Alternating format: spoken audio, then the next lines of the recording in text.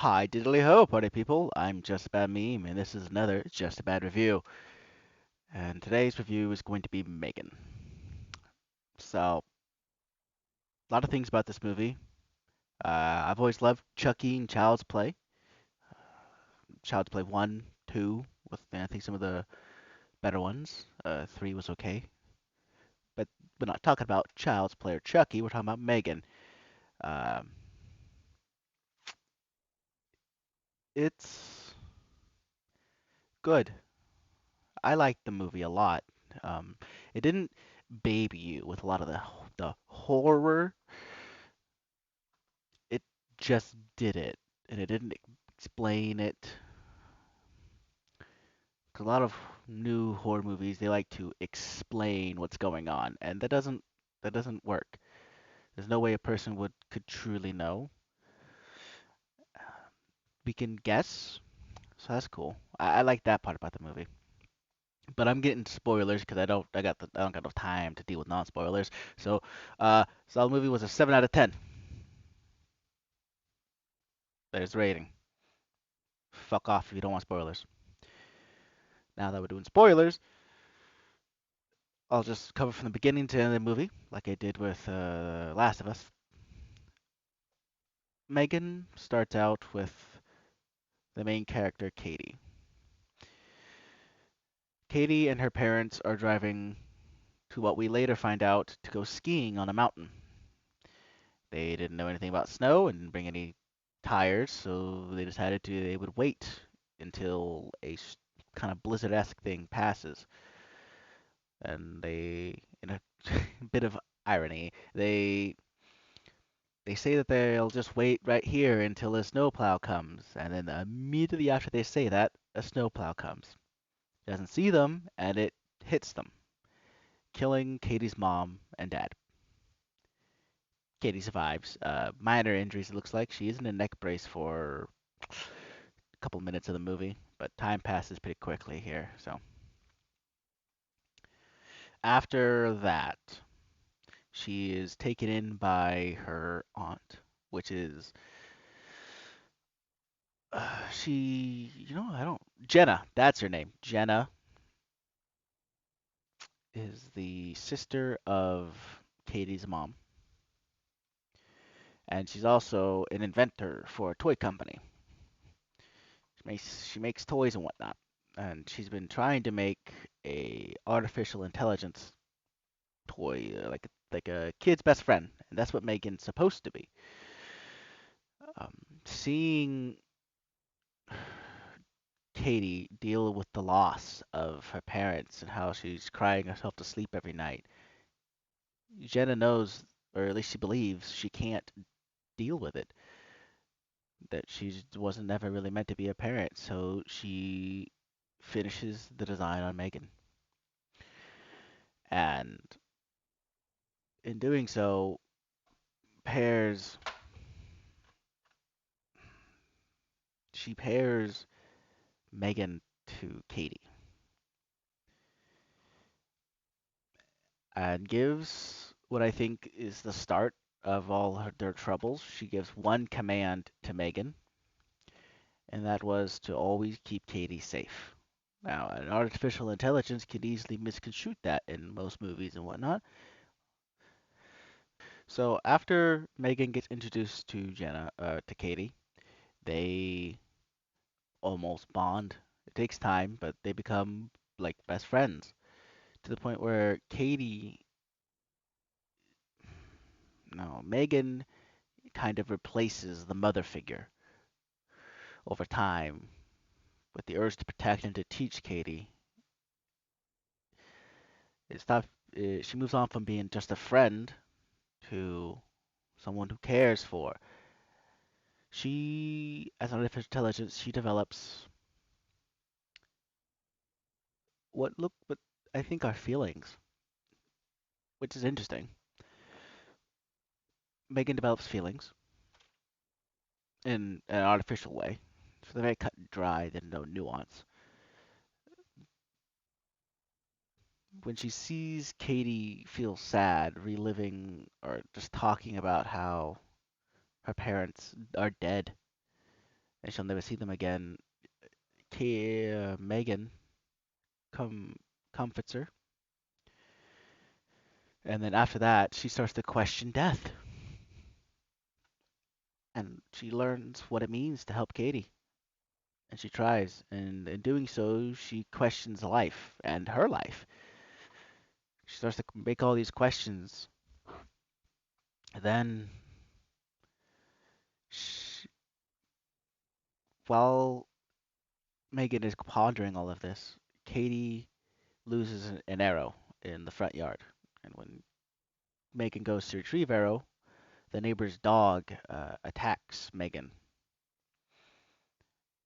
Katie, seeing this, goes to help Megan, and the dog bites and attacks her. Megan takes note of that, and that night she lures the dog to their yard where she kills it. It doesn't show what she does to it, doesn't show anything afterward. You never see the dog again. All it does is she simply pulls the dog through a fence, and that's the last we ever see of the dog. It is revealed later on in the movie that she buried it almost somewhere close by the house, 5 feet underground. So she killed it, but we don't ever see how, and that's fine. That's really well. We didn't need to see her killing the dog. We got that we understood that she did. Now the next part of the movie, after she kills the dog, uh, she starts. Jenna is trying to get Katie to open up to more people, and in doing so, she decides she'll. I feel like I'm skipping a bit of the movie. She decides she will push her toward going to an actual school so that she can build the correct social skills to interact with other people. And meanwhile, she is showing a severe attachment disorder to Megan. Like she can't live without Megan. If Megan's not there, she doesn't feel right. She'll panic. She doesn't uh, like something's wrong if she's not there. So as that. When she goes to this outdoor school shit, it looks like weird. It's so bad. I don't know who would actually take the kids to that, but Jenna did, and well, a kid named Brandon, being a tough guy, hurts Katie. Megan shows up, you know. It's like, ah, Katie screamed. I'm already here. I'm gonna fuck this guy up. Except she doesn't really. Not yet, at least. He picks her up and takes her away from Katie to torment her more for no reason. The kid's a little shit. Throws the doll on the ground, takes off her shoe. I don't know why. Takes off her fucking shoe and just tosses it. I thought that was weird. Then, then, what's next? After she takes off the shoe, he slaps the doll, but the doll's made of titanium and carbon. That probably hurt the dude's hand, and he just did it. And the doll, Megan, pulls the kid's ear off. Kid tries to run away, trips, falls onto the road, and gets run over by a car. Megan watching. I would like to say in this chase scene where she's chasing Brandon, the kid that tormented Katie, she eventually moves down to all fours. It's very interesting. I've noticed through the movie that the more damage she seems to accrue, she moves and behaves less human, and her views on life and everything else get a little more skewed. She's she is an artificial intelligence, so she's learning a lot more and more. Uh, After the Brandon thing, it seems that the neighbor's dog, fuck, the neighbor whose dog went missing by Megan, uh, went around peeking around trying to find her dog. Blamed Jenna and said she was gonna get her for this. And Katie was there, and Megan saw that, and immediately was like, "Okay, can't have that." So she lured the neighbor into a shed, her own shed, I believe, where I remember. So she killed her, and I like the way she did. While Megan is strong, she's not using her body. She is still small as fuck, but she is incredibly strong as well. So she can mimic people's voices. So she mimics the dog barking and whining to get her to come closer, only for her to creep out of the shadows. And she gets her to she knocks down the neighbor, puts a nail in her hand, and then puts chemicals in a what was that, a pressure washer, yeah, and just unloads it on her fucking face. She dies. And then it kind of rapidly is getting worse and worse. Katie still gets worse without Megan, even more so than earlier in the movie. Jenna notices something's up with Katie and notices something's up with Megan. Then and then after that, decides to take away from diagnostics right before the big presentation for the unveiling for the because they got to make her as a popular toy and sell her to every kid in the household because part of a toy company. You gotta make money somehow. They decide to run diagnostics. Megan says, "Nah, I'm not being deactivated." Busts out, almost strangles a fucking dude with her own restraints. Thought that was cool. Well, like I said, she is strong, but she used she didn't directly use her strength to do it. Her restraints were tied above a pole, so she used that kind of like a lever system and hooked it to another pole, strangling the guy. Uh, then she pretty much sets fire to the place and begins to make her escape. Jenna and Katie go back to the house because Katie is incredibly depressed. And they had a nice little heart to heart right before that. Pretty cool. Didn't care for it. Not there for them. Megan kills two more people. The CEO of the company with a paper cutter that's in a hallway for some reason. I don't know why it's in a hallway, actually. Stabs the fuck out of him. Kills his like secretary or intern dude and like gets blame it on them like a murder suicide. That was cool. But not as cool as the other killing because she just physically walked up and stabbed him. I mean, it's alright. Goes back to the house. Fights. She kind of gets to the point where instead of trying to kill Jenna, she tries to talk it out with Jenna first. It's like, sit down. We need to talk. Listen, I kill people. You gotta accept that. Jenna was like, no. And Katie's like, well, then plan B, bitch. Starts to beat the fuck out of her. Megan, not Megan, Katie wakes up, and Megan pretty much tells Jenna if Katie comes in here, she's going to rip her head off. So keep her the fuck out.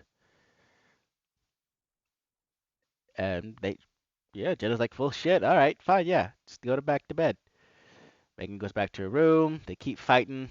Uh, and a little bit more damage accrues to Megan. And I think that's a lot of people don't like this, I think, because they feel like she's moving awkwardly and like she's possessed. But it makes sense. She's a robot, and she got hit with a big old cup of water right on her noggin where all her processing is, and that fucks shit up. So yeah, chase scene happens. eventually, Megan corners her, only for Katie to walk in the room, and Megan offers Katie like, "Hey, we can't kill Jenna because if like if she dies, I will have to go away from you. So instead, why don't we paralyze her together? She'll need help. I'll always be here, and I'll love you forever." And it's like, oh shit, now you know that's actually pretty nice. Just straight up, it's a very thoughtful damn machine. Of course, Megan said no, or not Megan. Jenna said no. Just yeah. Uh, I've said every character but the one I need to say. Katie said no and put on some Rock'em Sock'em gauntlets, play some Rock'em Sock'em robot with a big ass robot called Bruce that was introduced in the beginning of the movie. That was it. It just showed up. Gauntlets control the damn thing, and she picks Megan up, smashes her to the ground, picks her up by the foot, rips her in half. It's pretty cool. Megan doesn't die though, because that doesn't kill a robot. So she comes over to beat the fuck out of Katie, only for her to be stopped by Jenna hitting her in the head with something. Bashes her head in, removes her fake face, removes her fake eyeballs, removes her fake nose to get to her robotic brain. Gets stopped at the last second. Starts to Megan starts to strangle Jenna, and Katie runs up with a screwdriver and shoves it in Megan's noggin, destroying her processing brain, killing Megan. Pretty cool way to go out. Nice little fight, very contained. And then they leave. Police and ambulance show up because the people that she tried to kill with the fire didn't die. So they called the police because they knew they were gonna go. Megan was gonna go to Jenna and Katie. And uh, throughout the movie, I should mention this now so it makes sense. Throughout the movie, Megan has been shown that she can hack shit. She's got the processing brain. She's got a computer in her noggin already, and she's already connected to the cloud. She has internet access. She just kind of hacks whatever the fuck she wants. She's hacked phones, replicated voices, hacked cars, and she hacks a home assistant device, and it already started to act weird, like it had its own artificial intelligence due to the hacking. And at the end of the movie, it kind of turns on and looks at them as they leave, and that's it. It doesn't say nothing, just does that. And I like that a lot. So yeah, I say Megan is a solid 7 out of 10 movie. If you got the means to watch it, watch it. If you got the means to watch it, I recommend it. It's 7 out of 10. This is this is this has been Just a Bad Meme on Just a Bad Review of Megan. I bid all of you adieu.